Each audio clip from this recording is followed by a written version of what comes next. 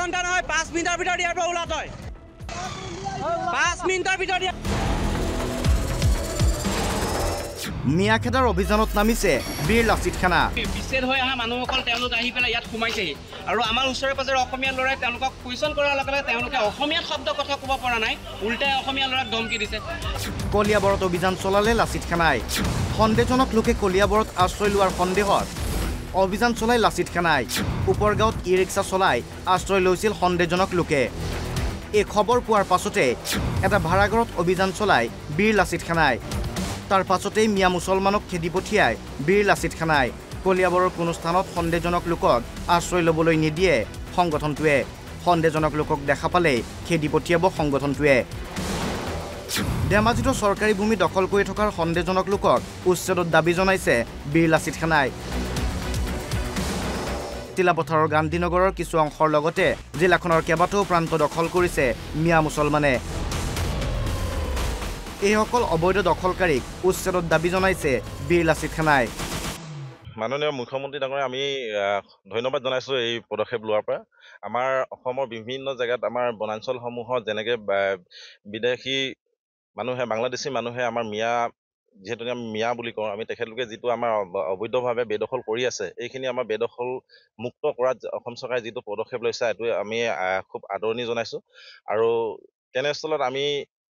ধেমাজি জিলা আয়ুক্ত মহোদয়কো আমি এইটো কথা অৱগত খুব কম দিনৰ ভিতৰতে কৰিম যাতে আমাৰ ধেমাজি জিলাৰ ভিতৰত আমাৰ যিমানখিনি বনাঞ্চল আছে 9খন বনাঞ্চল আছে 9খন বনাঞ্চলত যথেষ্টখিনি বৰ্তমানো অবৈধভাৱে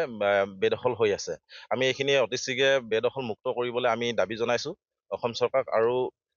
ধেমাজি জিলাৰ চিলাপথাৰ কাষৰীয়া এটা গান্ধীনগৰ জেগাটো আমাৰ অবৈধভাৱে যথেষ্টখিনি ইয়াত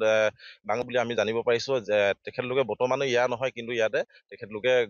ঘৰ বাৰী পাতি চলি কৰি খাই আছে মুঠৰ ওপৰত সন্দেহজনক লোকক উচ্ছেদত দাবীত সৰব হৈ পৰিছে সংগঠনটো ব্যুৰ ৰিপৰ্ট NB নিউজ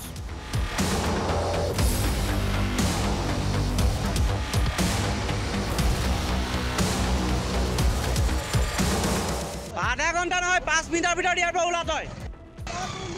5 মিনিটৰ ভিতৰত মিয়াখেদাৰ অভিযানত নামিছে বীৰ লাচিত খানা বিচ্ছেদ হৈ অহা মানুহসকল তেওঁলোক আহি পেলাই ইয়াত সোমাইছেহি আৰু আমাৰ ওচৰে পাজৰে অসমীয়া ল'ৰাই তেওঁলোকক কুৱেশ্যন কৰাৰ লগে লগে তেওঁলোকে অসমীয়াত শব্দ কথা ক'ব পৰা নাই উল্টাই অসমীয়া ল'ৰাক ধমকি দিছে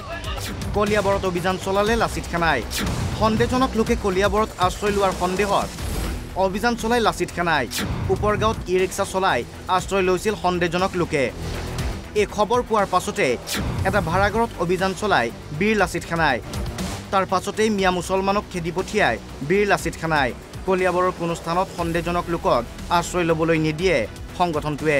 সন্দেহজনক লোকক দেখা পালেই খেদি পঠিয়াব সংগঠনটোৱে ধেমাজিতো চৰকাৰী ভূমি দখল কৰি থকাৰ সন্দেহজনক লোকক উচ্ছেদত দাবী জনাইছে বীৰ লাচিত খানাই তিলাপথাৰৰ গান্ধীনগৰৰ কিছু অংশৰ লগতে জিলাখনৰ কেইবাটাও প্ৰান্ত দখল কৰিছে মিয়া মুছলমানে এইসকল অবৈধ দখলকাৰীক উচ্ছেদত দাবী জনাইছে বীৰ লাচিত খানাই মাননীয় মুখ্যমন্ত্ৰী ডাঙৰীয়া আমি ধন্যবাদ জনাইছোঁ এই পদক্ষেপ লোৱাৰ পৰা আমাৰ অসমৰ বিভিন্ন জেগাত আমাৰ বনাঞ্চলসমূহত যেনেকৈ বিদেশী মানুহে বাংলাদেশী মানুহে আমাৰ মিয়া যিহেতু আমি মিয়া বুলি কওঁ আমি তেখেতলোকে যিটো আমাৰ অবৈধভাৱে বেদখল কৰি আছে এইখিনি আমাৰ বেদখল মুক্ত কৰাত অসম চৰকাৰে যিটো পদক্ষেপ লৈছে এইটো আমি খুব আদৰণি জনাইছোঁ আৰু তেনেস্থলত আমি ধেমাজি জিলা আয়ুক্ত মহোদয়কো আমি এইটো কথা অৱগত খুব কম দিনৰ ভিতৰতে কৰিম যাতে আমাৰ ধেমাজি জিলাৰ ভিতৰত আমাৰ যিমানখিনি বনাঞ্চল আছে 9খন বনাঞ্চল আছে 9খন বনাঞ্চলত যথেষ্টখিনি বৰ্তমানো অবৈধভাৱে বেদখল হৈ আছে আমি এইখিনি অতি শীঘ্ৰে বেদখল মুক্ত কৰিবলৈ আমি দাবী জনাইছোঁ অসম চৰকাৰক আৰু ধেমাজি জিলাৰ চিলাপথাৰ কাষৰীয়া এটা গান্ধীনগৰ জেগাটো আমাৰ অবৈধভাৱে যথেষ্টখিনি ইয়াত ডাঙৰ বুলি আমি জানিব পাৰিছোঁ যে তেখেতলোকে বৰ্তমানো ইয়াৰ নহয় কিন্তু ইয়াতে তেখেতলোকে ঘৰ বাৰী পাতি চলি কৰি খাই আছে মুঠৰ ওপৰত সন্দেহজনক লোকক উচ্ছেদত দাবীত সৰব হৈ পৰিছে সংগঠনটো ব্যুৰ ৰিপৰ্ট NB নিউজ